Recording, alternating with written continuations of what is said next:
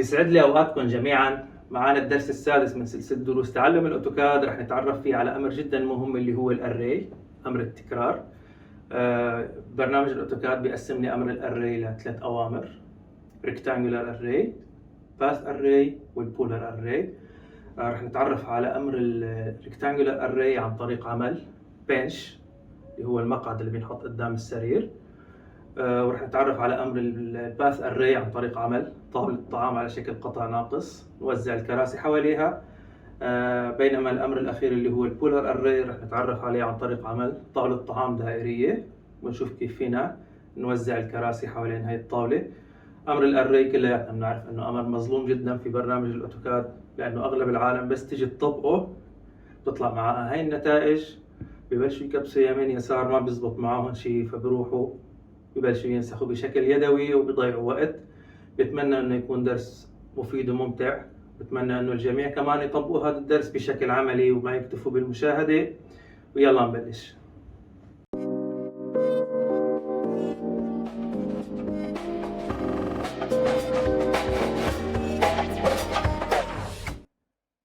خلونا نبلش مع القسم الأول واللي هو الريكتانجولار أري. طبعا أنا لحتى أوضح الأمر بشكل جيد راح أستخدم ريفرنس. عندي هاي الصورة راح أخذها وفوتها على الأوتوكاد، نحدد نقطة إدخال، انتر. هذا مقعد عادة بينحط أمام السرير، فراح نحاول نعمل مثله باستخدام أمر الريكتانجولار أري عشان نختصر الوقت. طبعا لو عدينا هون 1 2 3 4 5 6 7، ومن هون ولنفرض انه عندي 12 قطعة، فعندي 7 ب12.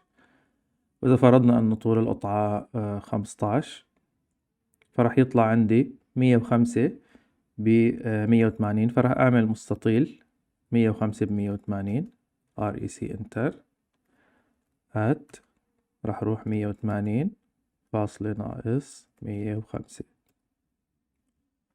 تمام. راح أرسم مستطيل واحد من هاي المستطيلات أو مربع، خليني أقول، على اعتبار أنه البعد متساوي. ف REC انتر هات 15.15. طيب خليني اخده وحطه بهاي الزاوية، او راح نحطه بالزاوية السفلية على اساس انه الاتجاه الموجب راح يكون X و Y. طيب بنعلم على هذا المربع وبنجي على rectangular array. لاحظ انه اعطاني تقسيمة افتراضية فيها 4 أعمدة و3 أسطر، 4 columns و3 rows، وفارض لي هو أبعاد افتراضية بين هاي المربعات. طبعا أنا بدي على هذا الخط 12 مربع، وعلى هذا الخط 7. فرح أقول له إنه الأعمدة هي 12 والأسطر هي 7. تمام. صفي هلأ إني حدد المسافة بين المربع والتاني، فراح أقول له إنه المسافة هي 15 بالنسبة للأعمدة، ونفس الشي بالنسبة للأسطر 15. لاحظ إنه وضع لي الشكل مثل ما بدي، بقول له أوكي. طيب هذا الشكل راح أعمل له أنا إكسبلود، رجع لي إياه لوضعه الافتراضي، مستطيل ومستطيل حده. وعندي بهذا المكان راح أكبس كنترول مشان أفرجيكم وين. عندي هون خطين فوق بعض. لحتى أتخلص من هذا الموضوع فيني أنا أستخدم أمر over kill انتر، بعلم على هذا المستطيل بهذا الشكل وبقول له أوكي. لاحظوا شو عمل، وحد لي كل الخطوط المتصلة مع بعض سواء الطولية أو العرضية، وتخلص لي من المستطيلات اللي كانت فوق بعض. يعني لو أنا عملت ديليت لهذا المستقيم ما في شي تحته. فهذا أمر كتير مهم. لحتى أوضح هذا الأمر بشكل جيد راح أرسم لاين بهذا الشكل، وراح أخذ نسخة عن هذا اللاين أحطه فوقه، ومرة تانية نسخة تانية، صاروا 3 خطوط فوق بعض. فلو أخذت أمر الأوفركيل وحددت على هاي المستقيمات انتر وقلت أوكي، راح أعمل موف لهذا الخط، فمنلاحظ إنه حذف لي الخطوط اللي تحته، أو بالأحرى دمج لي إياهن. طيب شو صفي عنا؟ صفي عنا هاي الدوائر اللي موجودة هون. طيب إذا أنا إجيت عملت دائرة سيركل وهذا المركز تبعه وقلت له نصف القطر 1 سنتي، فممكن أنا إنه أعمل أري لهاي الدائرة أكررها على كامل الشكل، وبعدين بلش أعمل تريم لهاي المناطق. أو فيني استخدم حيلة قديمة اللي هي حيلة الوايب اوت، إنه خلي هاي الدائرة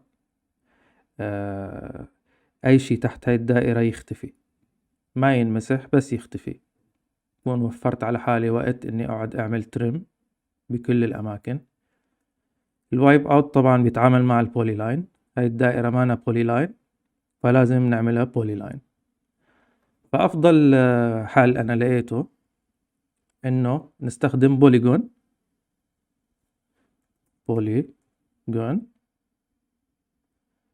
بعدد أضلاع كبير، يعني 125 ضلع، وبالتالي رح يعمل لي إياه دائرة. رح أختار المركز هون وتكون الدائرة داخلية تمام، ورح أعمل هيك. لاحظ إنه عمل لي عدد الأضلاع اللي أنا قلت له عليه، وبالتالي ساوالي الشكل دائرة. طيب خلوني أحذف أنا الدائرة اللي تحته، راح أعمل لها موف لهي هيك ديليت، أخذ هذا البوليجون من المركز للمركز تمام. هلأ فيني طبق أمر الوايب اوت طلع معي، بقول له إنه بولي لاين مزبوط، واختار لي هاد الشكل. بيقول لي احذف لك الشكل الأساسي، لا تحذف لي إياه خليه. لاحظوا شو اللي صار، راحت الأضلاع اللي تحت هاي الدائرة أو هذا البوليجون. طبعا هذا لو أخذت عنه نسخة أي مكان وقف عليه راح يختفي تمام.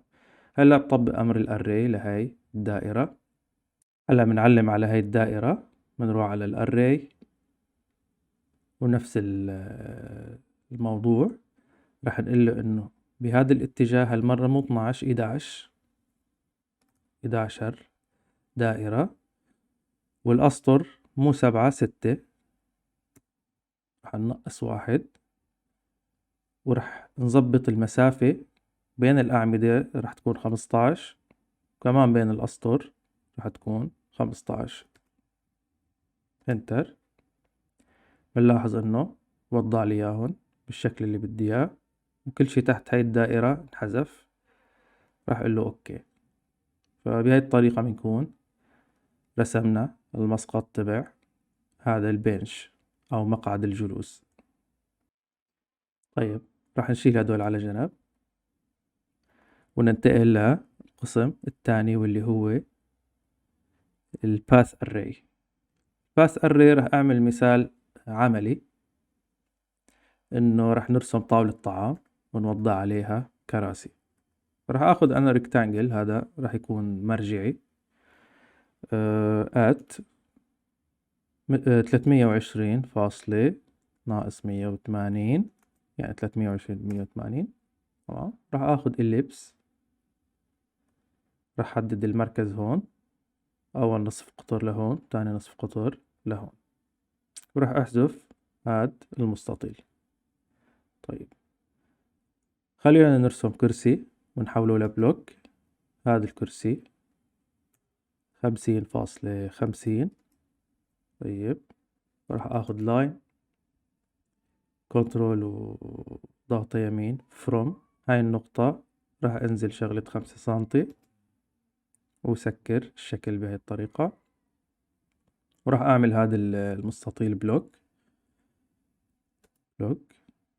راح سمي تشير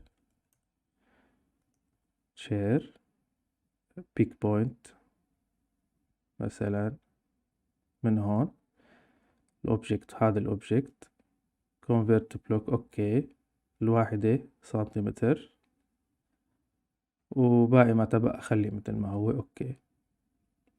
اللي صار إنه وقت اللي حولت الواحدة للسنتيمتر كبر لي الكرسي بهذا الشكل، لأنه اليونت المستخدمة هون هي مليمتر، فراح أقول له إنه هاي سنتيمتر، وراح أحذف هاد الكرسي، وراح آخذ أمر الإنسيرت، وارجع فوت هذا التشين مرة تانية. أوكي. طيب عندي هذا الكرسي، بغض النظر وين الموضوع تبعه ما مهم، راح حاول وزعه على هاي الطاولة بمقدار 10 مرات، 10 كراسي يعني، 4 ب4 وواحد ب1. طيب فرح ناخد أمر الباث أري، هاي الباث أري، اختار الأوبجكت، هذا الأوبجكت، انتر، اختار الباث، هذا الباث، فبلاحظ انه وزع لي اياه بهذا الشكل. ليش وزع لي اياه بهذا الشكل؟ انا هلا بدي فهمه من وين لازم يوزع هذا الكرسي، فرح اقول له انه البيس بوينت تبع هذا الكرسي هي من المنتصف، فبلاحظ انه جاب لي الكرسي على منتصف الخط، بس لسه التوجيه مانو صحيح، وهذا وضع طبيعي لانه البرنامج مو فهمان شو هذا الشكل بالاساس. وهلا لحتى نحسن نحدد الاتجاه بشكل صحيح رح ناخد التانجنت دايركشن، فرح حدد على التانجنت دايركشن، وراح اقول له من اليمين لليسار، طبعا كتير مهم. وقبل ما اكبس نحن شو عم نعمل هلا؟ عم قل له انه وجه لي هاد الضلع اللي انا هلا عم بختاره، خلي لي اياه يكون محاذي للمسار.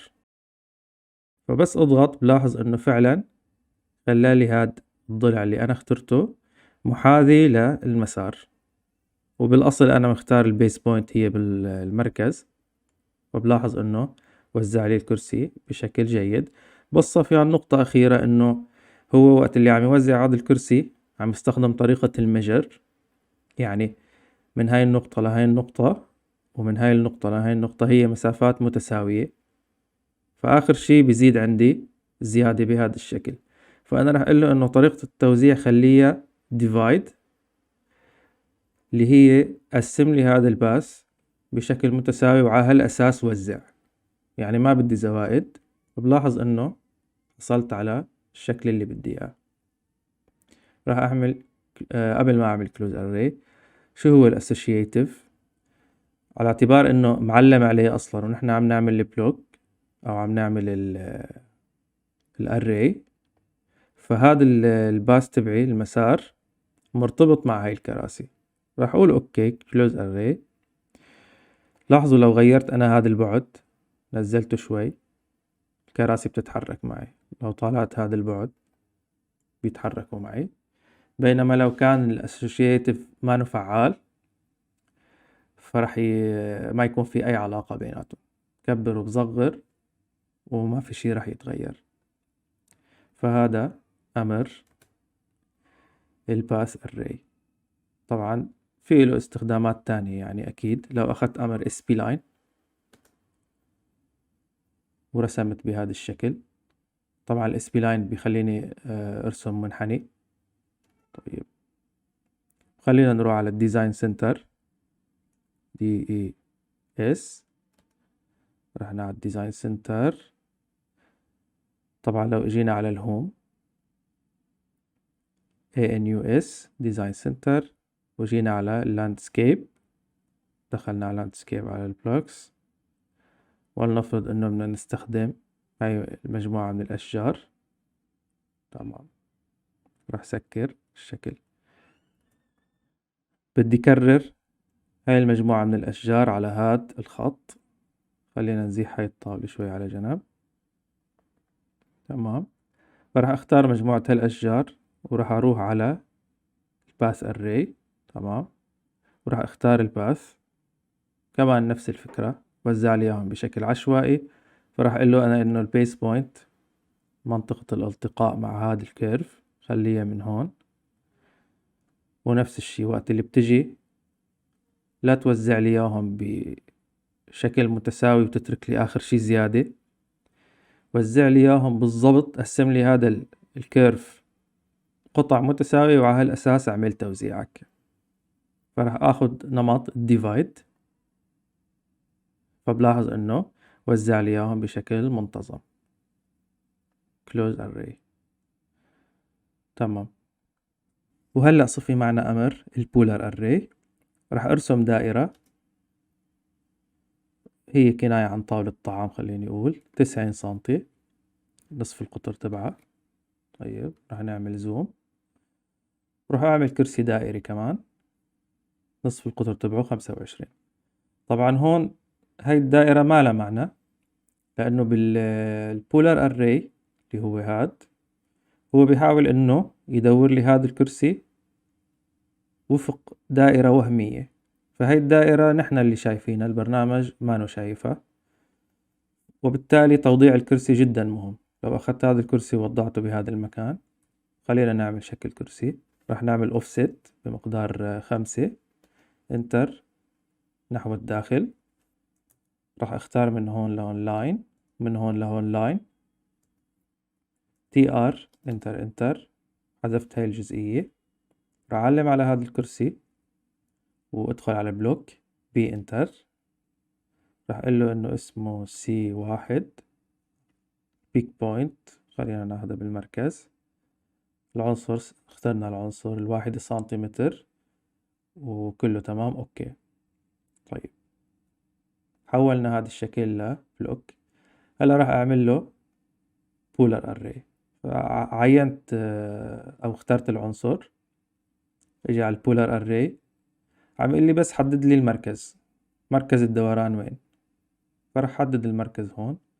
لاحظ انه دور لي هاي الدائرة بشكل تلقائي. انا بحدد عدد الكراسي، ولنفرض انه انا بدي 12 كرسي. انتر. لاحظ انه عمل لي اياهم 12، خلينا نعملهم 10 ونعمل close array. طبعا لو انا شايف انه هاي الدوائر لازم تدخل معي شوي لتحت الكرسي، فيني اعلم عليه هون، بيطلع لي خط وهمي، بضغط على هذا المربع وبنزل شوي بنزول، فبلاحظ انه صار مثل ما بدي. او اذا ما بدي برجع طالعهم بطلوع لبرا. اعلم على هذا الشكل هيك، طالعناهم لبرا. فالموضوع مرن. وبهيك بنكون وصلنا لنهاية هذا الدرس السادس. إن شاء الله يكون درس ممتع ومفيد للجميع، وشكرا لكم.